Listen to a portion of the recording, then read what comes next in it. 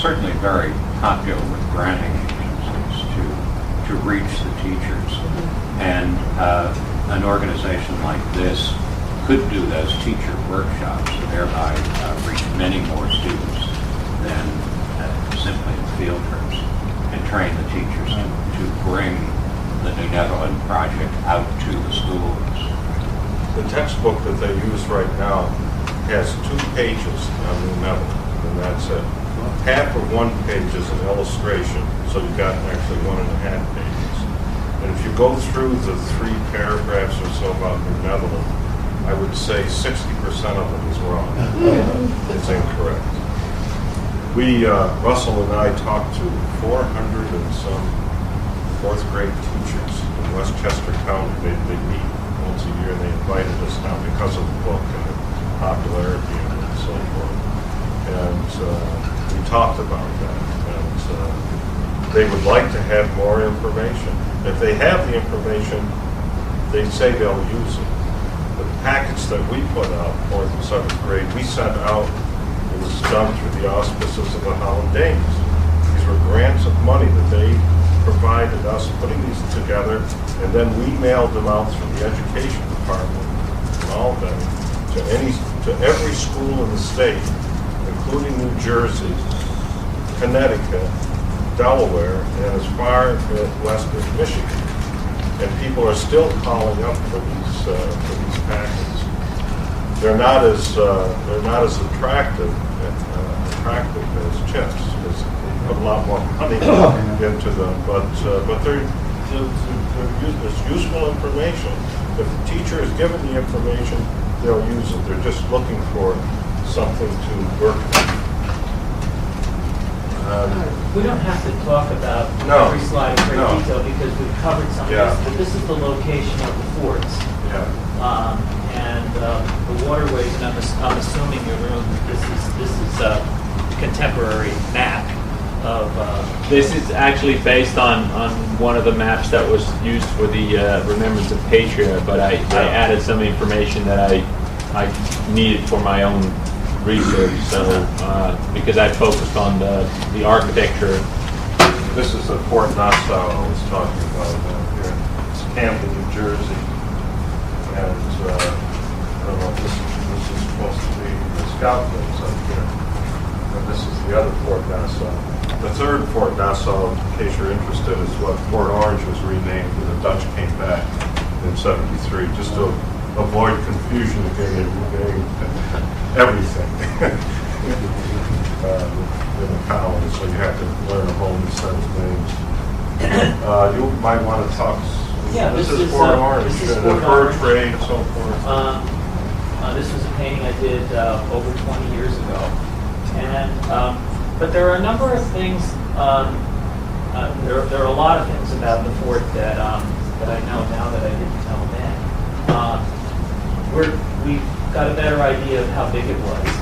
And we've got some idea of what was inside of it because of archaeological material that was found in the 1970s. But one of the fascinating things about this ongoing connection I have with this place is that with the use of the computer technology, I've been able to take the archaeological material that was assembled in 1970. This part here, it's been that area was excavated. Just the highway goes right through there. Right through And there are bits and fragments of different things. Some of a house foundation and a little bit of a soil area that looks like it might have been part of the entrance of the fort.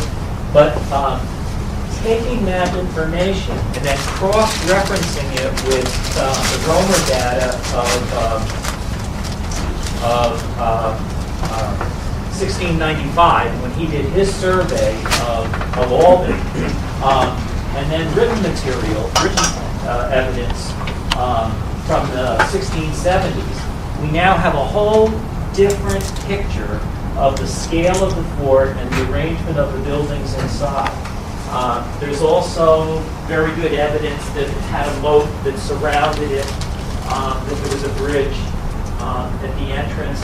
we do know something about the shipbuilder, and we know something about we know quite a lot about the people who lived in there. But the purpose of putting this slide in among these slides was for us to talk just a little bit about the fort system and the military. How many soldiers were there? Where were they? How were they equipped? How were the forts equipped? This fort is obviously not very well armed. The fort in New York was of a completely different kind of construction. So this is just another aspect of what might be a whole topic for the History Center, and that's why it's here. I think that's great. I mean, I think the topics probably are not endless, but certainly They're not endless, but every year you could come up with another stream of topics that no one's thought of. Well, maybe one of the things that we should be thinking about with the History Center is that, let's say that, I know that this is the topic for the next workshop, but suppose that it started out at its core level. It's this. It's George's virtual project.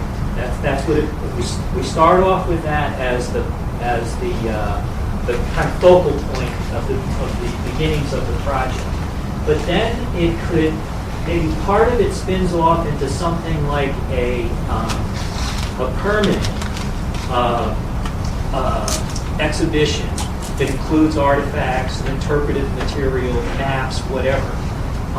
And then a component of it is something that is left quite flexible. Like maybe there's a space within whatever the facility is that we come up with. Maybe there's just a small space where in the beginnings of the History Center, that space is dedicated to one thematic subject for a period of summer or 6 weeks or something like that. And that's where you could the theme of that space could be the relationship of Africans and Dutch in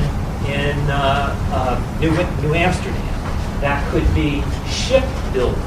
It could be fishing. It could be farming. It could be politics. Because our facility will probably be small and our budget will be modest in the beginning. That might be a way to add dimension and provide an incentive for people to revisit the History Center. They don't come once and play with some of the toys that we have and leave. They come and see something fresh and in some detail on a periodic basis. So, because some of these other things that we're going to talk about, when you talk about, for instance, the Ice Age, that's a topic. Maybe that isn't something that gets a permanent big chunk of wall space in the History Center, but it's something that could be focused on. So, well, it's something that, I mean, the idea sort of occurs to me. You go to the Woolworth building, or some building that's, Class B, that's in transition, and as leases roll off, you get another few square footage in that building. So you locate in a building where you work with the landlord, and as the place grows, you get a little more square footage. And that kind of